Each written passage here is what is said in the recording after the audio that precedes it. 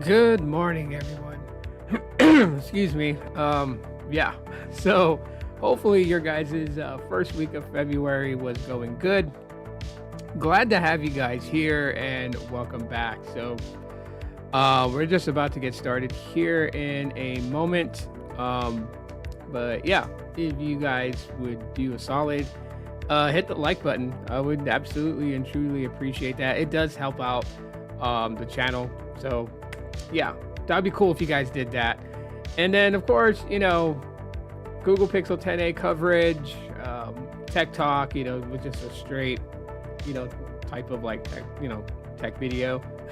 Nothing too extravagant, but more just primarily focused on the topic at hand. Then you probably should subscribe to the channel, because that way you guys don't miss any of these videos or any of the cool stuff. Honestly, any of the cool stuff and everything. But anyways, welcome in. Glad to have you guys here. So yeah, today's video or live stream, we're just really going to be talking about the Pixel 10a, because it's getting so close, right? 12 more days until the launch. And will we actually see like a big celebratory launch like they do for the flagships, or is it just just another quick ad to say that it's available to purchase and whatnot, and if pre-orders and all that other stuff.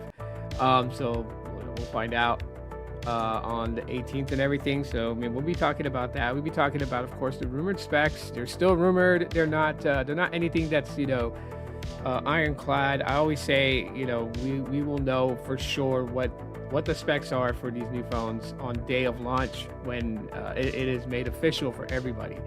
So yeah, that would be the whole entire the idea and everything like that regarding the Pixel 10a. We're also going to be talking about the 5G network and speed testing, and how does that really relate to everybody all over the country and all around the world.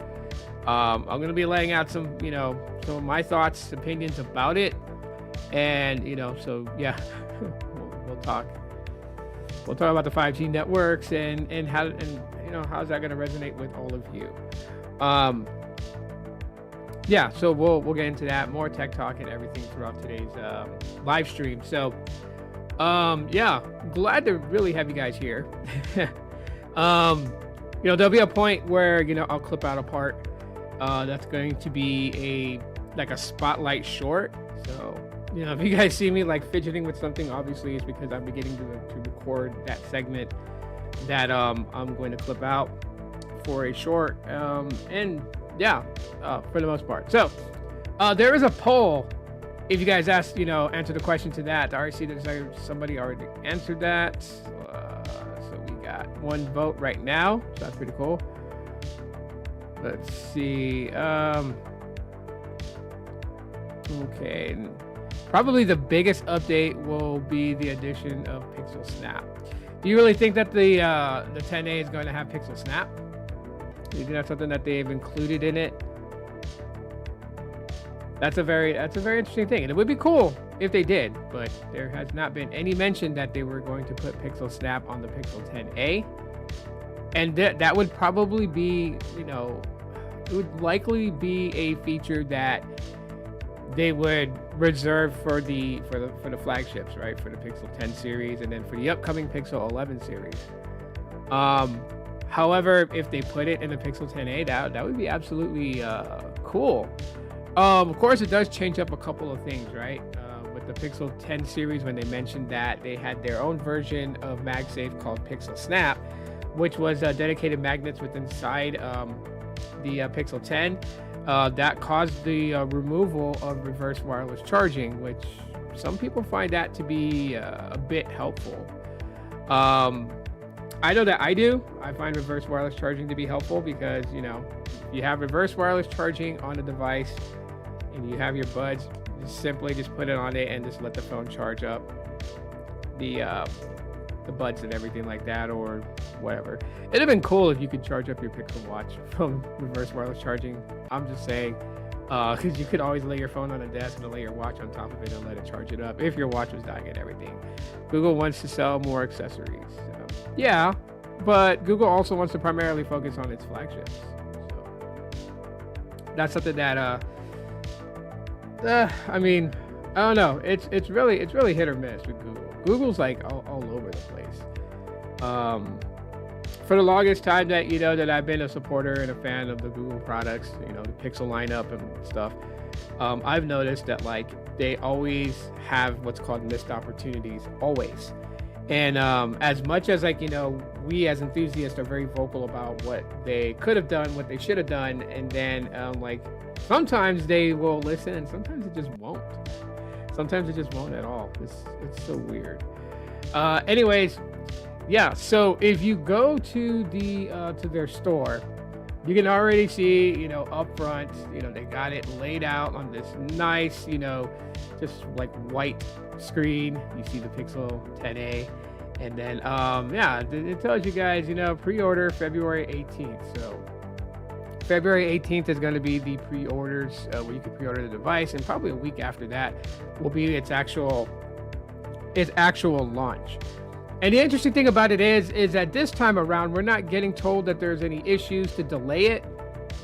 So we'll keep our fingers crossed that that there's nothing that's going to cause it to be a delay. And the reason I'd say that is because that's what happened last year with the Pixel 9a. There was a slight delay on it. They said it was hardware related, and so it looks like that this one might actually be a smooth launch. So everyone's got to get their debit and credit cards ready for February 18th. That's when the pre-order is going to happen. And then, of course, they made mention a lot, rumors and everything regarding the Pixel 10a and its specifications. But like on the website right now, you're not going to find any release specs or anything like that. Everything is just pretty much just showing you the phone, right? We know what the phone looks like. Apparently, they say that it's going to have a more flatter, camera module, right? The little pill shape cut out in the back is not going to be as raised, they said, as it is on the Pixel 9a, which is saying a lot because the Pixel 9a, like, it's barely a bump on the Pixel 9a. So it looks like that they're just going to have it sit completely flush to the body, and if that's the case, that's pretty cool. But then that's also kind of like I have to be a little weary about that, just because, scratches, damages taken to it. But then again, if you put a case on it, it'll be protected, especially if the case protects the camera area. It has like a little lip to it or something like that. Then that'd be kind of cool. I don't know. I like the idea. I know some people aren't fans of like not having the camera bar on the A series. I'm totally okay with that. I've been okay with that, since the Pixel 9a, and I think it looks good. And it also kind of like gives like a distinguished look. It differentiates from the rest of the Pixel. So it's still a Pixel because of the Google logo on the back of it. And then, but it's an A series definitively because the way that the camera is set up and the way it looks. It doesn't mock the flagship series from the base flagship to the Pro models. It doesn't mirror it at all. And that's pretty good. That's pretty great. And of course, there's those people who step outside of it and they're like, oh, they didn't put a telephoto lens like on the 10. I would never think they would put a telephoto lens on the A series. Again, they're trying to bring a phone that's affordable and that still delivers on the Pixel experience, which is what a lot of people have come to love about them, those that are fans. So I don't see them adding in and I'm not, it's not, I don't see it. They didn't do it. I'm not discouraged by them not adding in a telephoto lens on there or any of that stuff, because then that would be the question, then why get the regular 10, right? So those are things that, I've seen slightly tossed around when it comes to it. But yeah, other than that, there's those that's like the colors, what colors are they going to have this year? Some people are calling it berry. I don't know exactly what the color names are. All I know is that, it still pertains to the Google logo, right? Not dead on to the Google logo. So not, a red, not a yellow. They have playful colors that kind of represent those colors in the logo of Google itself, right? Like, you have the peony color,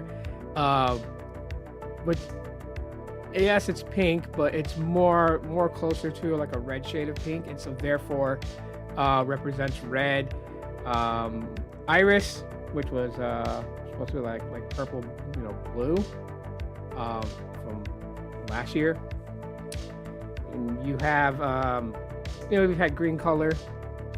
Lemongrass is more on the yellow side, so kind of represents yellow. So I mean, I don't know. Colors to me aren't the most important thing when it comes to the Pixel phones. And I do apologize. I'm losing my voice, and I don't know. I probably caught what my kids had this week, so.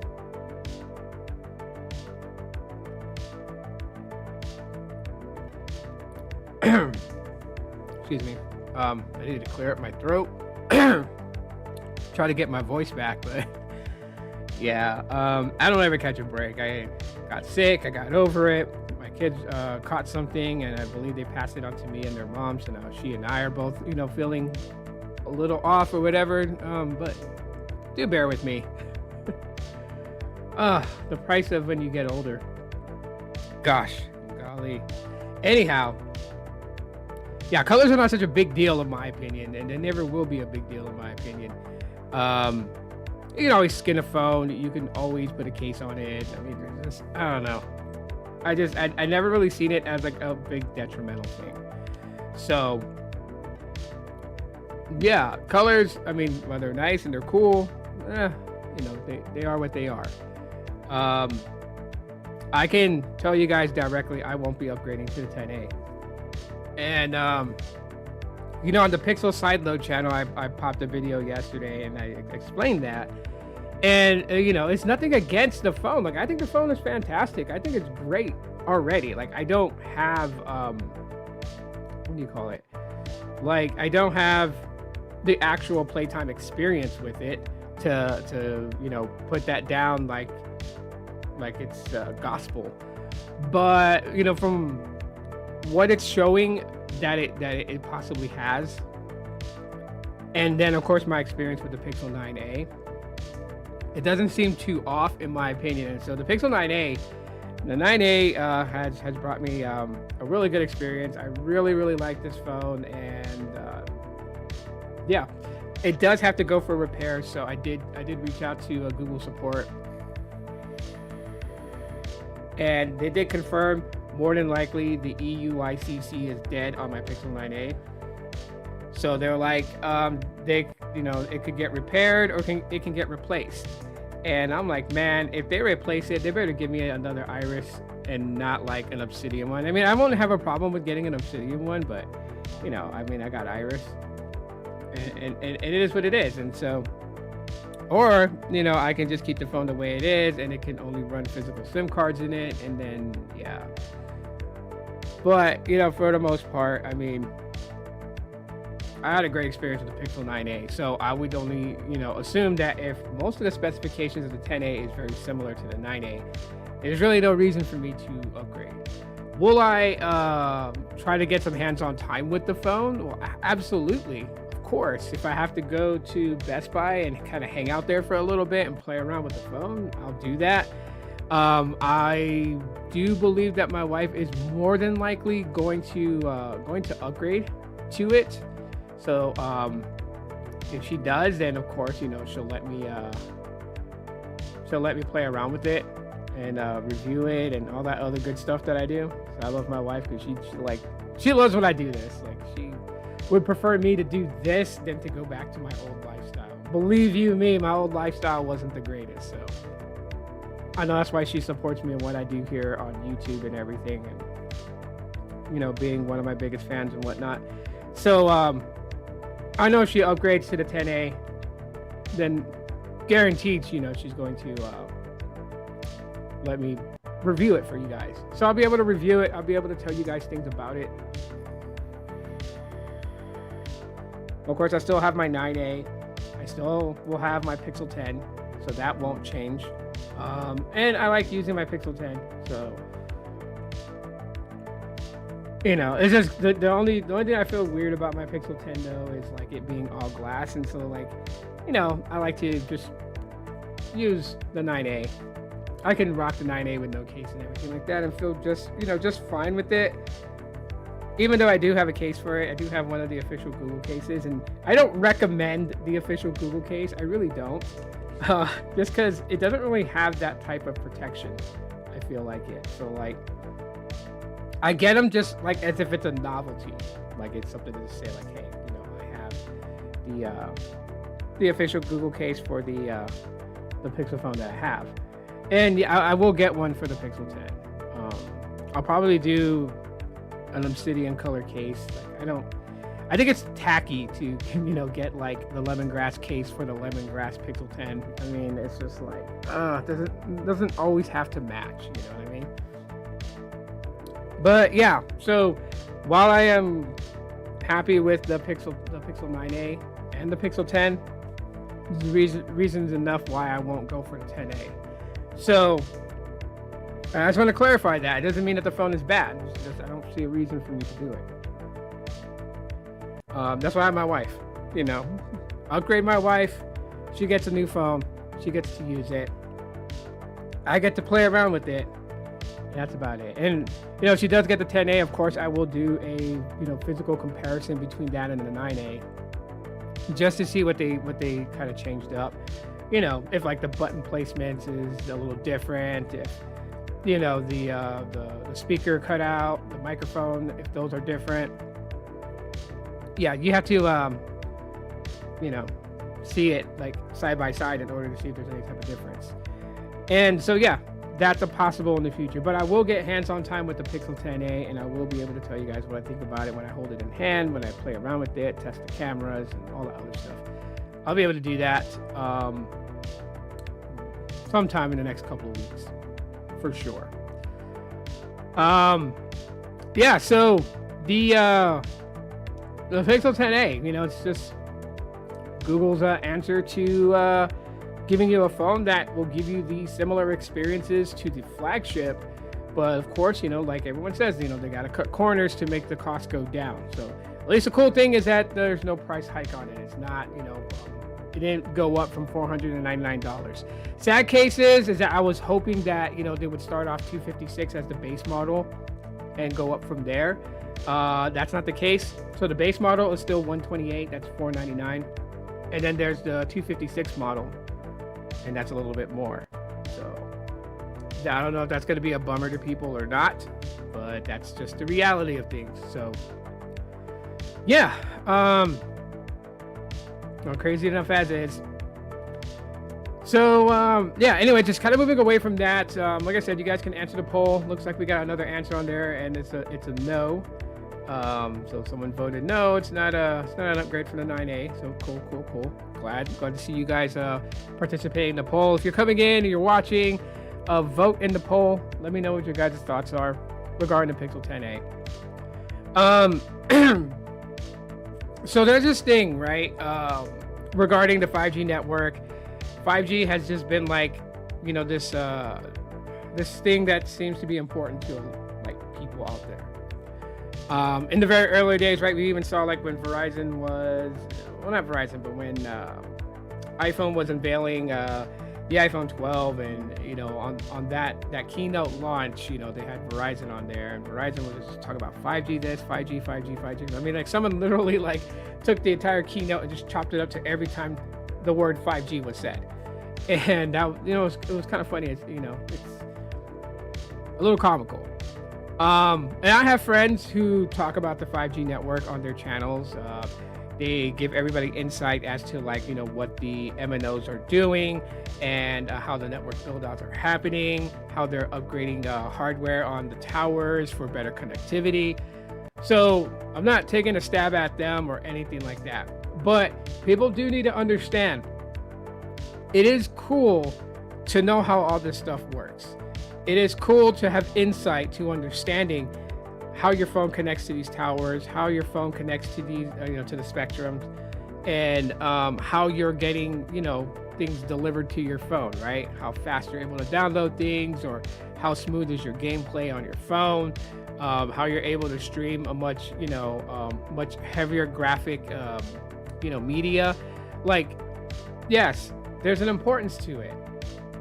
But I think people need to just kind of like pump brakes. Those that are like really heavy into discussing the 5G network and like the build outs that, you know, AT&T, Verizon, and T-Mobile, how they're doing it and whatnot. Like, I get there's a lot of knowledgeable people that can say they should have built it this way, they should have used this type of hardware. I get it, totally. But the fact when you start to just play on this thing where it's like, yeah, you'll never have a great experience unless your phone connects to millimeter wave, or you'll never have a great experience if your phone doesn't support network slicing.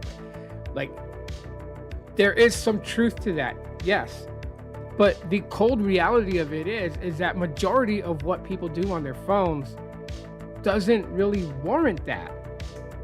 It really doesn't. So those that, you know, rely on heavy, you know, graphic intense gaming, those that are like, you know, content creators and stuff like that would be able to take advantage of that. And Jesus, man, where did you come from? Annoying. A little gnat. I hate those things. You get in here and then they start just like, it drives me nuts. Anyways, sorry, it's such a good day. I have my window open, that's why I should have closed that. It's starting to warm up here in my city a lot more. It's starting to warm up. So but anyhow, your Facebook, your X, you know, they don't require millimeter wave for them to function and to function good. You've been able to open these things when you were on the 4th generation, which was LTE. You've been able to do that then. You've been able to do it on the 3rd generation. You guys remember 3G? You guys would be able to, you know, to get on Facebook and to get on these things. No problems at all whatsoever, because they're not the ones that really take advantage of the 5G network and all its offerings. Those aren't the apps that takes advantage of it, but those are the apps that's widely used. And so there is the thing, like, learning about this stuff is super cool. I love learning about it. I love learning new things about it. I love discovering things about it. I love reading on it. You know, so it's you know, knowledge is power. It's good to know, but I'm not with that movement that feels like that, yeah, you know, your whole experience on your smartphone is just gonna be crap because you can't access millimeter wave. Like no, that's not real. That's not true. You can have a great experience even if your device doesn't support millimeter wave. As a matter of fact, most Pixel phones that I have don't even support millimeter wave. Right? I didn't get them from Verizon, and I will always tell people, like, Verizon phones, no good to have unless you plan to stay with Verizon for a long time. Then by all means, take the deals, take the phones that they're putting on sale, and, you know, use them. But, you know, if you're somebody that doesn't stay with a specific brand because you're always looking for the better deal, for the better offering, and so you're carrier jumping quite a bit, I would say, like, don't get a Verizon phone, because one, they changed their unlock policy now, so it's like a year on prepaid side, and it's you know, pay off the phone and then you have to actually request it to be unlocked to get it unlocked. You know, yeah, but those phones have a millimeter wave connection. Every Pixel phone that I've gotten directly from Google has always been sub 6. It's always connected sub 6. Pretty much that's what it's done. It's not been a millimeter wave, and you know that because the millimeter wave antenna in these devices that support the millimeter wave that Verizon has, like my Pixel 7 has an additional antenna on top. The Galaxy S22 that I got, it's got an additional antenna on it as well on the side right here for millimeter wave. They have to have that. On those that don't support millimeter wave, they don't have those antennas. So, you know, it is what it is on that. But not being able to connect to that specific spectrum doesn't mean that your experience is going to be terrible. And that's the only thing that I just combat against. It's not that big of a deal. It's fun. It's cool. It's nice to know. It allows you to have a better grip on to know if, like, an issue that you're having is hardware issue, or if it's, you know, carrier specific issue. Like, you would be able to tell, you know, have a little bit of, you know, of an insight on things. And so, like, to me, I don't deter people from like learning about this or even just watching it out of pure interest, right? Watching someone do speed tests all over their city to show you like what types of speeds they're getting, because that also kind of like supports what I keep telling people when people are like, yo, this service sucks, this brand sucks. It's like, okay, it sucks in your area doesn't mean that it sucks all across the United States. Like the experiences that you have in Kentucky, the experiences that you have in Wisconsin, is going to be very different from somebody that's in Florida, right? There's not a carrier that can say that their network coverage and connection is perfect and identical on every square inch of ground across the United States. Not one can make that guarantee to you. Not one can do that, because you have things like the layout of the land. You know, the Midwest, a lot of flat ground prairies, right? So not a lot of obstructions. You know, in the East Coast, you know, there's, you know, the type of the areas, right? Like you go to New York City and everything's built up, right? It's you know, the concrete jungle, and you got, you know, a little bit west of that, you have the Appalachian Mountains. You have a lot of, you know, just like hills and dips, crevices. You know, the land is just different. Lots of trees, the types of trees. Can these signals penetrate around the leaves? Do they distort the signal? Like, so everything is different from area to area to area. It's not going to be identically the same when you connect. So this is why I don't pay attention, and you know, I don't feed into that. Like if someone's just like, yeah, you know, US Mobile sucks, or you know, Visible sucks, or Boost Mobile sucks, like it sucks for you. I get it, you know, and I'm not here to tell people like, nah, you should stick it out. I don't care if you stick it out with the carriers or not. Like being loyal to a brand is not something that I would say is the best quality in anybody. Yeah, we naturally have that in us, right? Tribalism. We that's just something that we've always had as humans. We've always had that. Even before we were able to understand technology, tribalism has always been around. It's just like this trait that's hardwired into us, that we just gravitate towards something and we click around it, and we realize that other people feel the same way that we do about this thing, and so we're like a tribe, and so we back each other. We have fun celebrating this thing, and anyone that tries to come in and be negative about it, we like to swarm, we like to attack, we like to defend.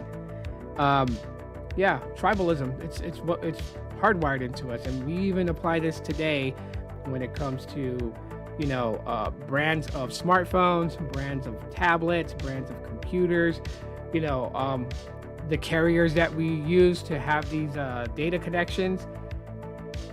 It's just like, yeah, there's no reason to have it at all. None.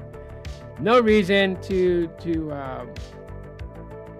really let that be like a thing within the tech space, right? Like being a bit more open-minded is more fun and more positive than, you know, it is creating these tribes and trying to defend something.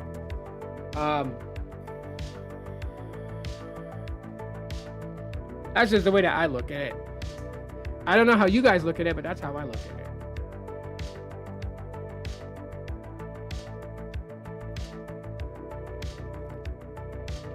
Yeah, it's it is funny as hell. But you know, I'll ask you guys this question though. Of all the carriers that we have now, which one have you had the best experience on? You can plug that in the chat if you guys want to. That'd be pretty cool. But yeah, plug it in. Let me know which one it is. It's like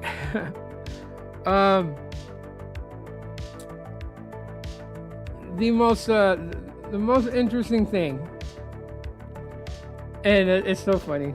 The most interesting thing is when people refer to certain brands as MVNOs. That to me, it's kind of a pet peeve. But I just let people know, like, there's a difference between prepaid, or like carrier prepaid, and MVNO. So when people refer to Visible as an MVNO, it's not. It's owned by Verizon. That's one of Verizon's babies. So it's not an MVNO. Mobile X, that's an MVNO. Not owned by Verizon in any shape or form. Google Fi Wireless, that's an MVNO. That's not owned by any one of the carriers. It's its own thing. It just pays to license a portion of their network access. Red Pocket is an MVNO. It's not owned by any of the carriers. But if you're talking about like Cricket, if you're talking about Metro by T-Mobile, if you're talking about Visible, Total by Verizon, or Walmart Family, and any other track phone value brands, those aren't MVNOs. Those are carrier prepaid. And so that's probably about it. So, and of course, there's level of accesses, and this is kind of like why I say that, it is important to really kind of understand how the 5G network, works, and the way that the carriers deploy them for customers to connect to, right? There's levels of, in layman's terms, the more you spend, the more important you are. And so if you're paying top dollar for a data connection plan, then your priority is going to be above most people that's on prepaid. Well, guaranteed you're going to be above prepaid. Guaranteed you're going to be way above MVNOs, because you're paying more, and they want you to pay more, so that's how they do it. Network slicing, and the way that I was made to understand, it's going to be a very interesting thing in the future. If the carriers are doing it this way, if they are literally giving you data connection, say you're on QCI 9 data connection, right? That's your priority level access assigned to your phone number. But you want to be able to upload videos to YouTube, right? So they sell you a subscription-based add-on that says that you'll have higher priority access in uploading videos to YouTube and TikTok. And it's like $3 a month for this add-on on top of your unlimited plan. So I'm made to believe that's what network slicing is. It's like, okay, you know what? You're on QCI 9 for most of the things that you do on your phone, but you like to upload a TikTok, so we're going to charge you $3, and then you'll have better upload connectivity, and your uplink will be so much better than what it normally is without this add-on. Or if you're somebody that likes to watch YouTube videos in 4K, like the highest resolution, and they'll be like, okay, you know what? Like, yeah, your priority access is QCI 9 when you're like browsing the web browser and stuff like that. But when you open up YouTube and you watch a video, your priority to watching that video in a super high resolution, it's going to kick on. It's going to kick in. It's like for $5 a month, you'll be able to do that. Or for $5 a month, you'll be able to, to get faster download speeds from these sites. So the idea is to chop up the network and sell higher priority as an add-on in the future. Smart way of doing business. Smart way of doing business, because then you don't have to have so many people on the higher priority access. You wouldn't have to have so many people on QCI 7 or QCI 6. They wouldn't need to go for that, because if they're willing to just pay the add-on fee just for the certain things that they do, means that they can have a relatively cheap plan that's like $25 a month for fully unlimited, and then pay an additional $3 to be able to get higher priority data access on these services. And they're still going to be a lot lower, say like $25, plus let's say a $5 add-on, that's $30. $30 a month for fully unlimited, let's say QCI 8, QCI 9 data access, but they get QCI 6 priority access for YouTube, right? Say that. That's still better than going to an MNO and paying $110 a month for unlimited talk and text, unlimited data at QCI 6. Right? That's still way cheaper. It's about $70 cheaper. And you are, essentially, you are getting that level of priority access when it matters most. So, yeah, I believe newer devices today support network slicing to that degree. At least that I was told of. So we'll have to see as carriers advance. But let me just tell you guys this in a nutshell. While 5G and all the topics and discussions about it is absolutely cool, it's not the be all end all for a good experience on your smartphone. You can still get it with LTE Not a problem at all. So don't worry about it. Enjoy the fun facts that my friends are sharing with you guys, but don't starting wars against each other over 5G networks. I mean, that's just pretty ridiculous. Which kind of like leads into my final topic this morning that I wanted to talk to people about, and that is custom ROMs. That is the news that we're hearing about with OnePlus and ColorOS 16, you know, whichever version that, you know, does the whole block of downgrading the software. And of course, you know, Google's decision to do biannual you know, code source dumps into the repository rather than quarterly, and how this affects custom ROMs. As I'm a big person that's a big fan of the custom ROM development community, like, I appreciate every developer and what they do in building custom Android software for these smartphones. And these custom Android softwares, they serve a purpose.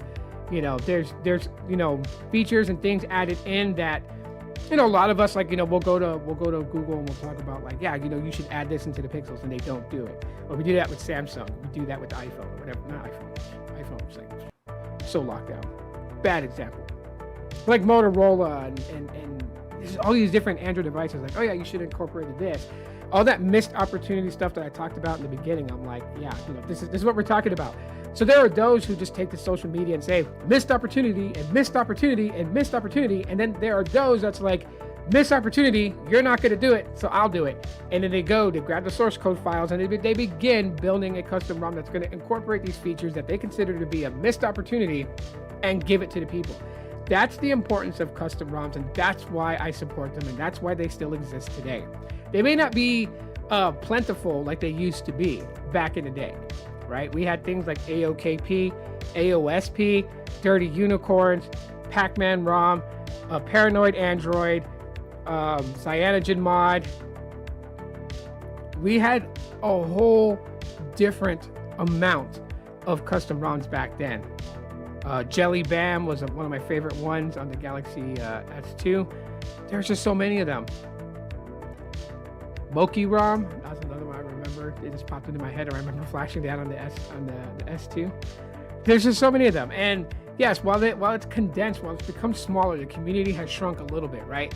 Now we have Pixel Experience, CR Droid, Evolution X, Lineage OS, and that's pretty much like the top ones that you hear about. Showing support to the custom ROM development community, I mean, it's vital.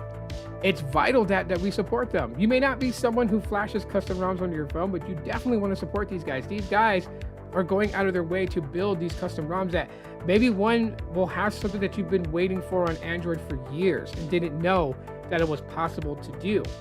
And a developer decides to build, and you happen to have that phone that he's built for.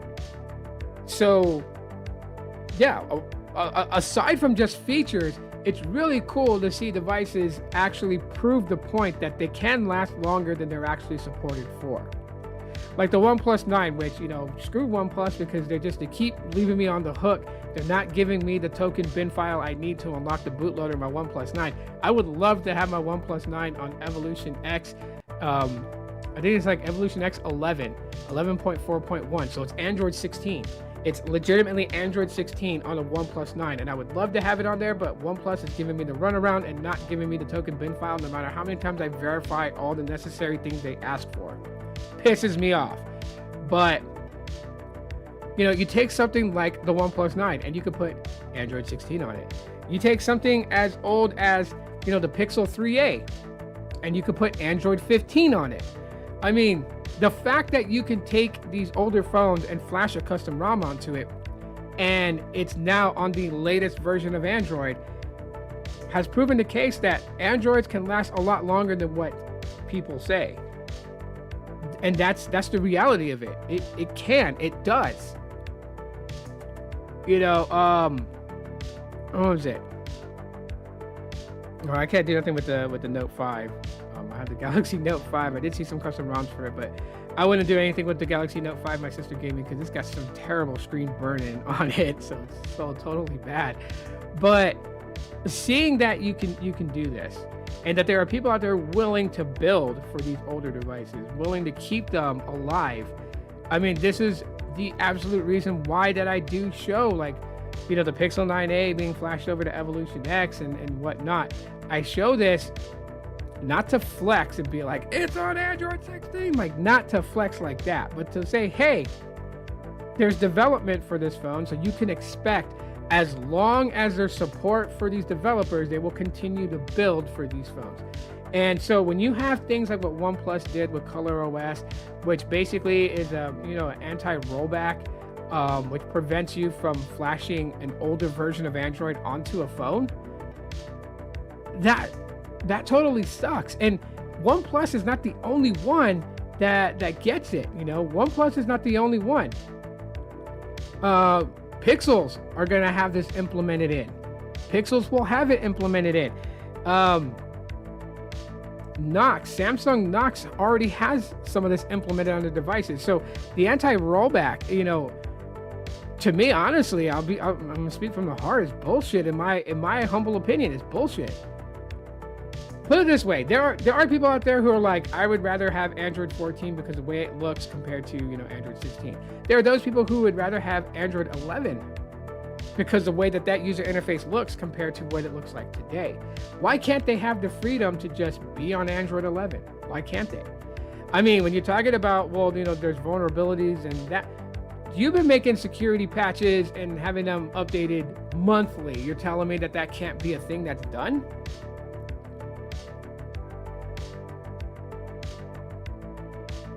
No, so I don't know if you really understood the title of this podcast, but it's 3 subjects that I'm talking about.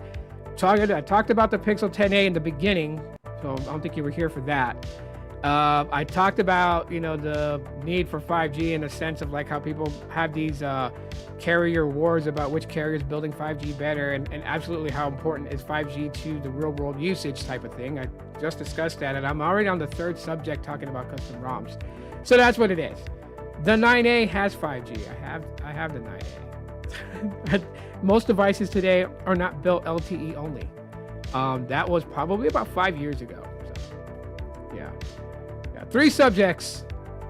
Chill guy. 3 subjects. Oh, B-Tech, what's up, man? Good morning.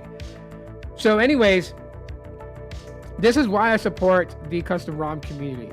It's not only just getting the newest version of Android on a very old Android device, but it's also vice versa. It's also having, you know, a device that you like stay or go back to a version of Android that you found to have a better experience with than with the new ones, the new versions of Android.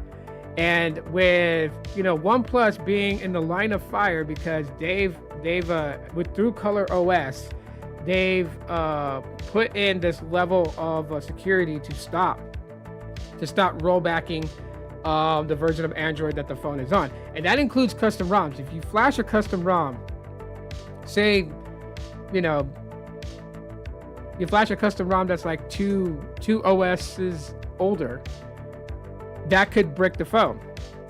The phone becomes bricked, and any recovery method that you would have used from XDA to recover your device back would not work because this anti-rollback blocks you from being able to use that. So now it's bricked, and if you send it into the OEM for repair, they're just going to either charge you for the full price of the repair, replacement, etc., or they're just not going to fix your phone. They're just going to say, like, buy a new phone. That sucks. You know, there are people who are going to be like excited for flashing a custom ROM that they don't think or remember that this anti-rollback is implemented on these new Android devices, and they may go ahead and flash it, and it's not going to block you from doing the flash. It's not going to pop up and say, like, warning, you're about to hard break your phone if you install this unfamiliar software. It's not going to do that. So all the methods, unlocking the bootloader, connecting it to ADB, using fastboot flashing the ROM and all the necessary files onto the phone, and then you boot the phone and boom, it won't go past the splash screen. It's stuck in a hard boot loop. It's dead. It's gone. Oh, but there was a tool to fix it. But now when you try to use that tool, it's blocked from being able to be used. So this totally sucks. And like, I know I made a video talking about OnePlus because OnePlus devices are getting them, right? The OnePlus 15 gets it, the OnePlus 13, the OnePlus 12, 11, 10. they will all eventually get this. But they've started with the 15 and the 13. But they're not the only ones. I want people to understand that. People are like, oh, I'll leave OnePlus and get a Pixel. No, they're going to do this to Google Pixels too. They're going to. I mean, this is the reason why that they also are not doing quarterly code source dumps into the repository for those developers to grab those source code files and build an update to their specific ROM. They're doing biannual, twice a year. So that already cuts down the amount of updates that we're going to get on these custom ROMs like CR Droid and Evolution X. But then on the side of that as well, they can put this block that blocks a smartphone from downgrading. Now, of course, this is not really going to be like anything to worry about with the latest Pixels right now. I don't think anyone really wants to roll back to Android 15 or Android 14 because not really anything like majorly different. But let's say Android 17 does something that you just don't like. You don't want this about Android, so you would rather stay on Android 16, but you've already updated to Android 17, and then this block comes into play where you cannot downgrade your software. So now you're stuck with Android 17. You can't go back to Android 16 and just disable auto update and go forward. Yes, you are aware that if you disable auto update, if you do not update to Android 17 and you stay stuck on Android 16, any vulnerabilities that's found from Project Zero Day and is patched with the latest software patch from Google, you dang well know that you're not going to have that. Google is not like Apple. This is something that Apple does better than Google, and that is even if a phone does not get the next version of iOS, right? Like, the iPhone 11, it's at end of life. So it got iOS 26, and that's the very last software it's going to get. It's not going to get iOS 27, but it'll continue to get software patches on 26. So you will continue to see like iOS 26.5.8, iOS 26.7.3. Like, you're going to see these security patches. That's one thing that Apple does that's pretty good. Google does not do this with Android. You will not have a phone, say like, the Pixel 5 that's on Android 14 get a new security patch update to Android 14.7.3.9, whatever. You won't see that. If there's like a critical bug that can cause a class action lawsuit, that's when you'll see a software update pushed out by Google to these older phones to say, hey, there's a vulnerability that needs to be patched. Install this now. That's it. But they don't do it the way that Apple does it, to keep even older devices that's not given the new OS treatment. What up, Coffee? That's not giving the new Android treatment. They don't continuously patch any vulnerabilities that's found. So yeah, that's a tough spot. But it's not even just only about downgrading software or getting an old phone to have the latest version of software, but it's also security, right? You have a specific custom ROM known as Graphene OS that is specifically dedicated to privacy. And it does something pretty awesome that I don't see a lot of other custom ROMs focus on, because they're not heavy extensive into the security part. Like, some developers build to give you more flexibility and customizations. Others build to bring features from another brand of phone to a phone that they know can support this feature but doesn't have it. And then there's those that's like focused, on security. And what makes Graphene OS so unique, and the reason why a lot of people that's all about privacy choose this software to install on their Pixel, because Pixels are so easy to flash ROMs on, is it has a level of security that goes a little bit further than just a security chip and like running security checks on software.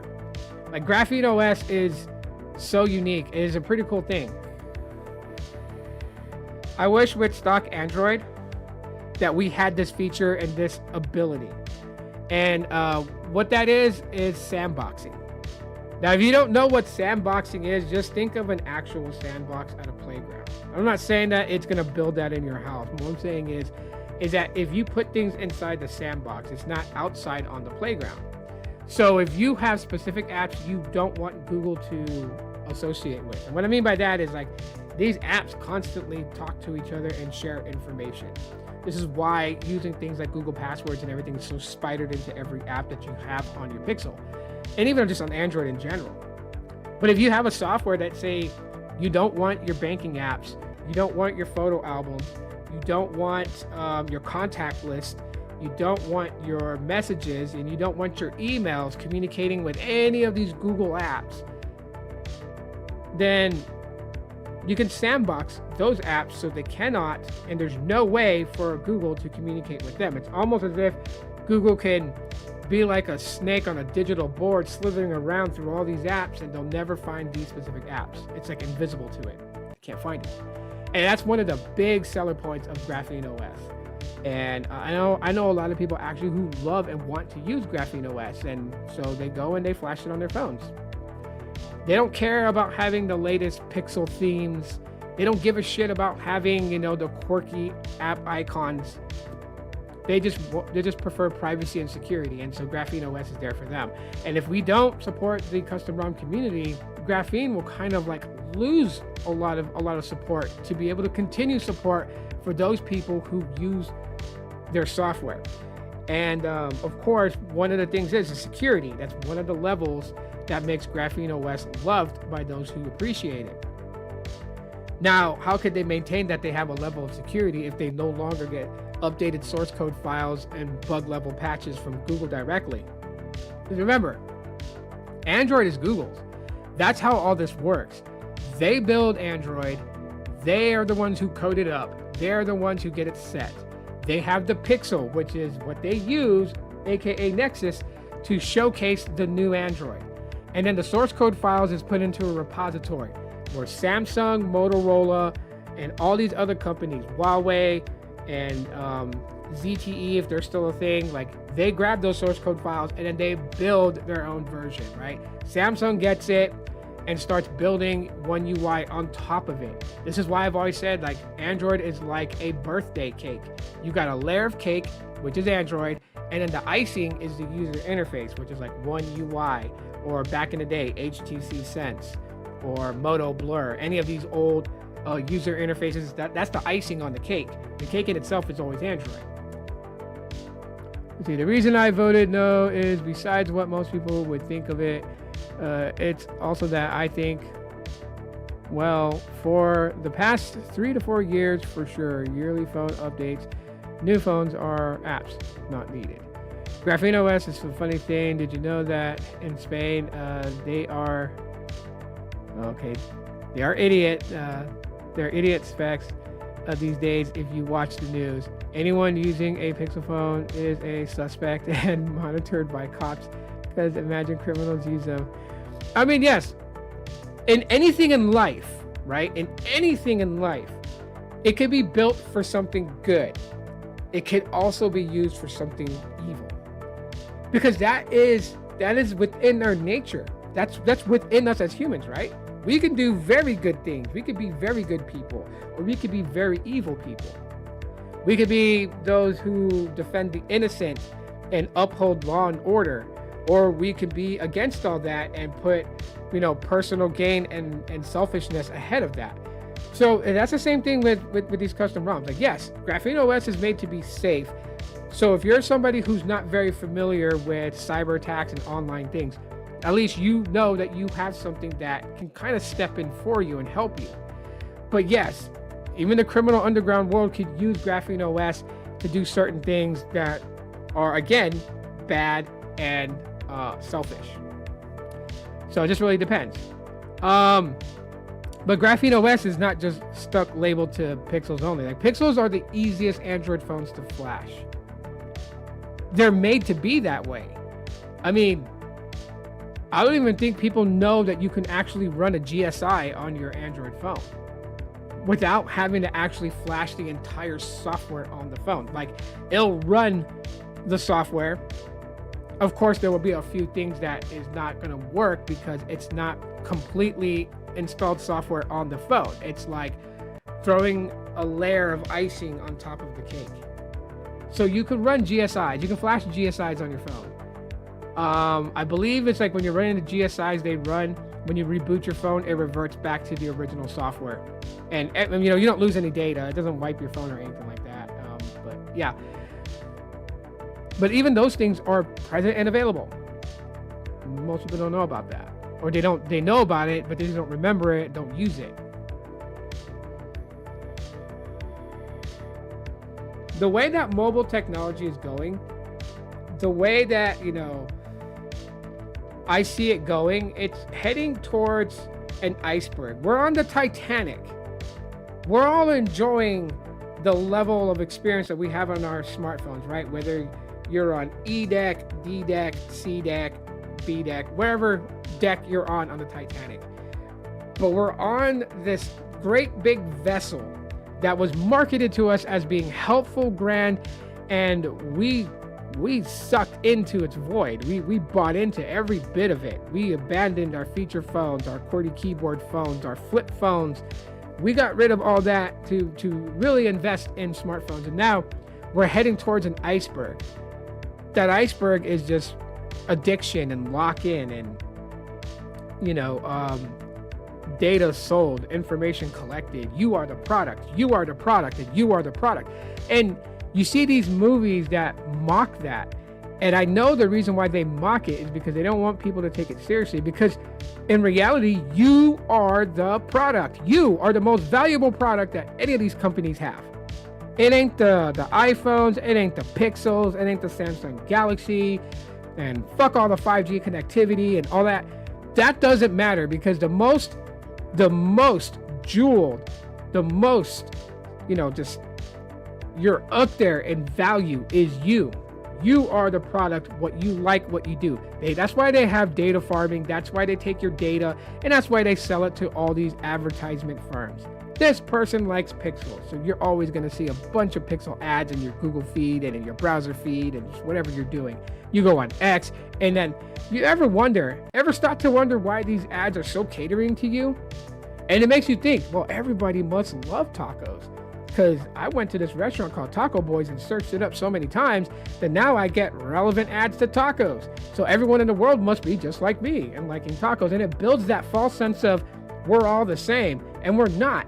As a matter of fact, let's get rid of that mentality. We are all not the same. Coffee likes things that I may not like, and I may like things that Coffee doesn't like. B-Tech likes this, and I don't like it. And then I like this, and B-Tech thinks it sucks. Like, why is it so hard to have that level of respect? Like, we don't all have to like every single fucking thing that comes across our way, and can still be friends and can still have respect for one another. That's the thing that irks the hell out of me. And I've been on this road for 43 years, almost 44 years. And we used to celebrate individualism. We used to celebrate, you know, a decorative winner, right? I'm sorry if I offend somebody and say that I don't care for, you know, participation ribbons. You know, like, everyone competes, and I'd like people to strive to be top dog, because that's where you get excellence. That's what you get near perfection. When people actually claw their way to the top because they want to be known as the one out of many. And now we're just like, oh, well, everyone can't be the one, so everyone gets a ribbon for participation. Like, a teacher got mad at my son because my son threw his ribbon in the trash, and she wanted to scold him. Like, oh, that was a participation ribbon. That's something to be proud of. And my son said, no, proud is being first, second, or third. And so she gave my son in-school suspension, right? And he's only 10 years old. And then she wanted to have a talk with me about it. And I told her, like, I get you want to show appreciation to every kid that competed. You want them to feel valued. But that's up to the parents to make their child feel valued. Right? It's not society's responsibility to make every kid feel valued. That's a parent. That's a parent that shows support to their kids. But long and behold, while I'm ranting here and bitching about it, there are parents who stick a fucking phone in their kids' hands and say, this is your new parent because I got to be on TikTok, which I don't understand. And if you guys want me to talk about that in a future live stream, let me know. Say do it or whatever, and I'll do it. But, you know, I'm going to be very blunt, and some of the things I'm going to say is probably going to be, like, very offensive. Because I hate this society today where we stick electronics in our kids' hands and expect them to learn. We expect them to feel the support of parents when you're not really supporting your kid.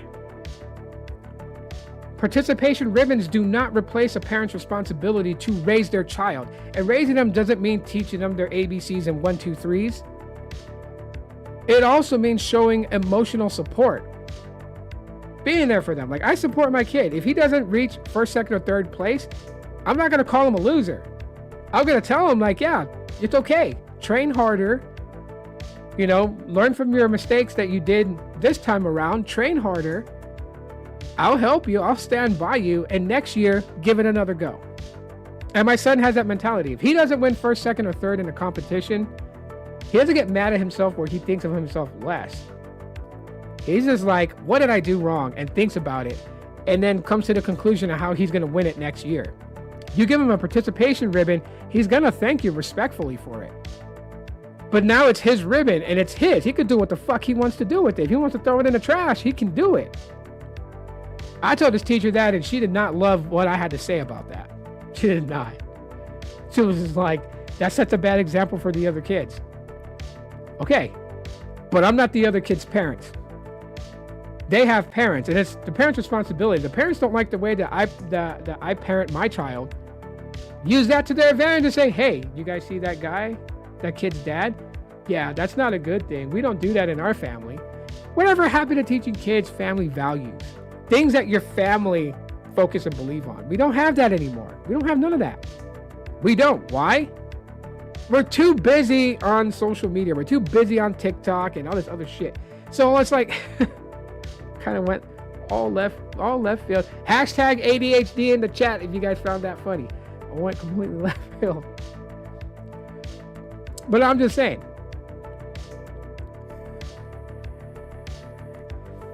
You know. So yeah. The state of where we're going, the state of how mobile technology is and all that.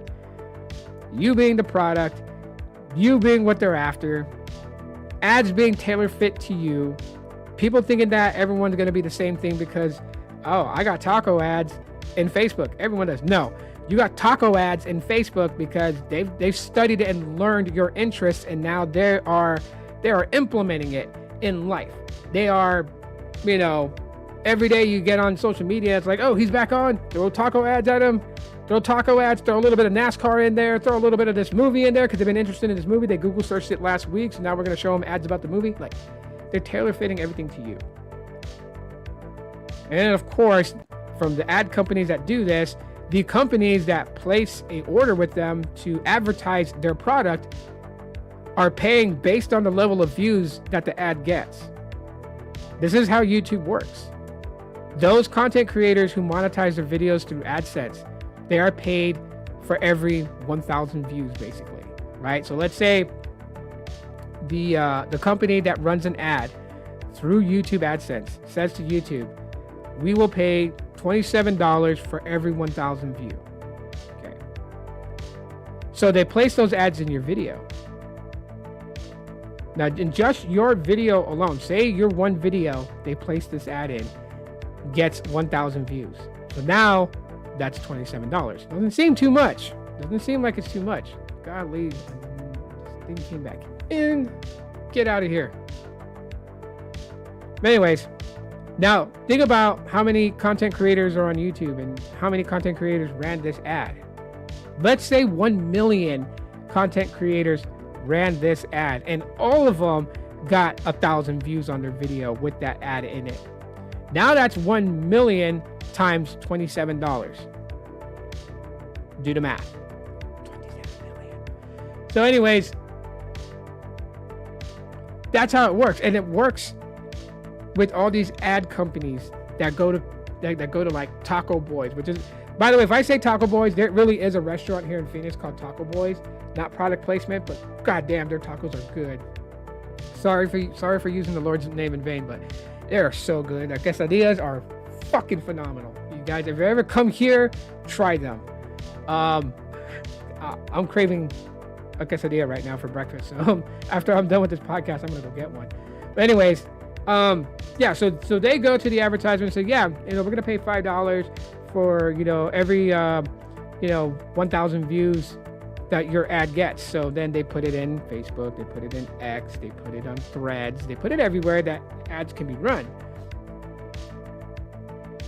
Now, that's why you are the important product. This is why these ad companies want to buy data that's collected about users, so they can run these tailor-fit ads to get you to look at more advertisement, because then they're getting like, oh, another view, another view, another view, another view, another view, and then they go to the company like, yeah, you said you would pay us, $5 for every 1,000 view, and we just ran this ad campaign for you, and it literally got 150 million views. Well, that's $5 times that. Then the business got to pay that money to them. So that's why you are the most important product. That's some reality for you. You don't have to take my word for it. Go down the rabbit's hole. Search it. I'm not gonna say Google it. Search it. If you want to use DuckDuckGo or whatever other private browser you want to use that is not influenced by this, do it. This is why they say like Google advertising is like Google's main bread and butter. Right? And Google advertising is done on Google search. You go on Chrome and you do a Google search, and what happens? You see advertisements, and you see things like sponsored. You type in Mint Mobile on the Google search, and on the very top it says Boost Mobile. It doesn't say Mint Mobile because it's Boost Mobile's website, but if you look underneath, it says sponsored. Because Boost Mobile is paying an ad campaign for however many thousand millions of views. And I probably over exaggerated the $5 per per thousand view, or per whatever, but it's smaller than that. It's like pennies on the dollar to the views. But again, when you look at how many views the advertisement gets, usually warrants like a good payout, like $100,000, $500,000, $1 million.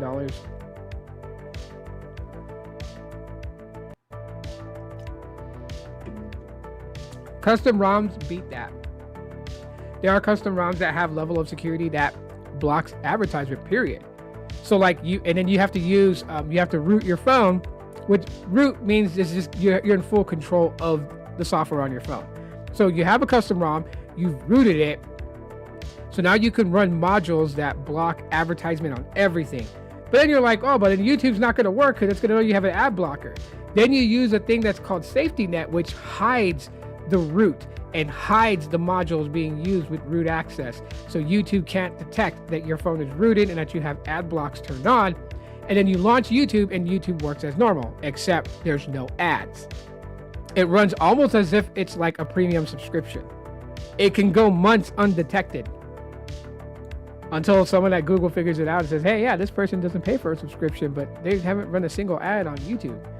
And then they go and they want to do that. They want to block your access to YouTube.